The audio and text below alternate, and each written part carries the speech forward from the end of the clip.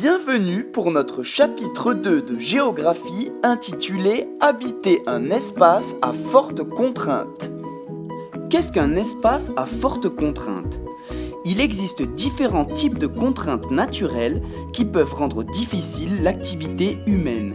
On peut aisément distinguer 4 grandes catégories. Les contraintes liées au climat, au relief, à l'isolement ou encore à la dangerosité du milieu. Par exemple, dans les déserts chauds, le principal problème qui se pose aux hommes est le manque d'eau, car il empêche le développement de l'agriculture. De la même façon, il n'est pas possible de développer l'agriculture dans les zones où il fait extrêmement froid. En haute montagne, s'ajoutent au froid des obstacles tels que la pente et l'altitude qui gênent la pratique de l'agriculture et les déplacements. Les forêts denses ou encore les îles sont des espaces naturellement difficiles d'accès qui isolent les populations locales du reste du monde. Évidemment, il n'est pas rare qu'un espace accumule plusieurs types de contraintes différentes.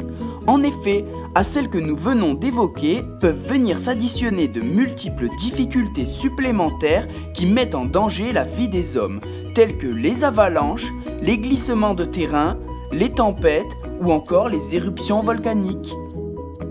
Dans certains espaces de faible densité, tels que l'Amazonie, il existe une grande biodiversité. Cela signifie que la faune et la flore y sont très bien représentées.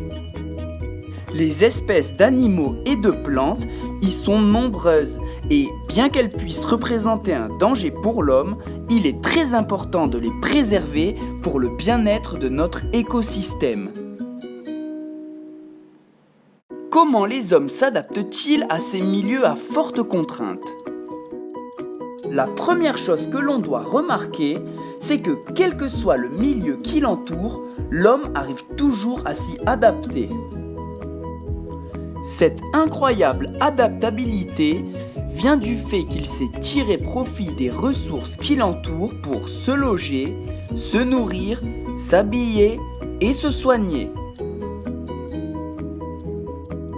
Bien souvent, pour se nourrir, ils chassent, ils cueillent et ils pêchent. Lorsqu'ils le peuvent, ils adaptent leur culture au milieu dans lequel ils se trouvent et ils pratiquent l'élevage nomade. De plus, le savoir-faire manuel de l'homme lui permet d'aménager le territoire dans lequel il se trouve pour surmonter les différentes contraintes. Enfin, grâce au savoir-faire technique qu'il a acquis dans le temps, l'homme a appris à optimiser son utilisation de l'énergie qui l'entoure et à progresser dans les domaines des transports et de la communication. Comment les hommes exploitent-ils ces espaces à forte contrainte et quelles en sont les conséquences sur l'environnement ? L'activité économique principale des populations vivant sur ces espaces à forte contrainte est bien souvent le tourisme.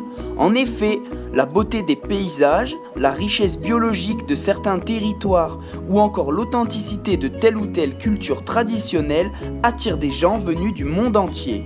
Le tourisme de masse, s'il permet de faire vivre les populations locales, peut néanmoins avoir un impact négatif sur l'environnement et sa biodiversité. Les espaces à forte contrainte les plus attractifs doivent alors être protégés par les populations locales qui s'associent pour préserver leur environnement. De la même façon, les ressources naturelles telles que le pétrole, le caoutchouc, le bois ou les minerais et métaux précieux sont autant génératrices de richesses que de conflits et d'appauvrissement. De fait, bien exploitées, elles sont une source de richesse et de développement, tandis que surexploitées, elles sont la cause d'une dégradation considérable de l'environnement. Enfin, elles peuvent être à l'origine de conflits parfois violents entre les habitants lorsqu'il s'agit de savoir qui les exploitera. C'est pourquoi il est important pour les êtres humains de mettre en place un développement durable qui répond aux besoins du présent sans compromettre l'avenir des générations futures.